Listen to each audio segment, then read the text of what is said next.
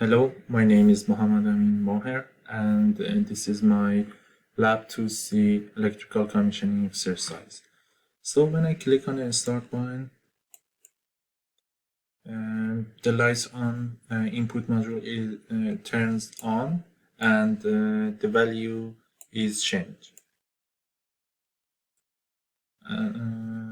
After that, I click on a stop button, and the light turns off, and the value its value is changed.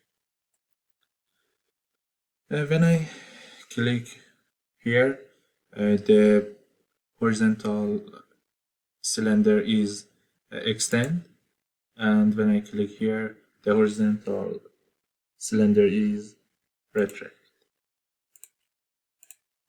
And here, when I click here, the vert cylinder is changed,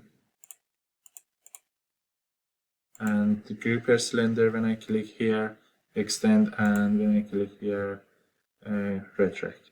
Okay, so in terms of output,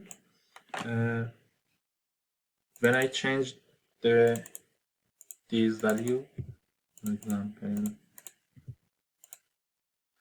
the vert cylinder is extend, and for example here the gripper cylinder is extend.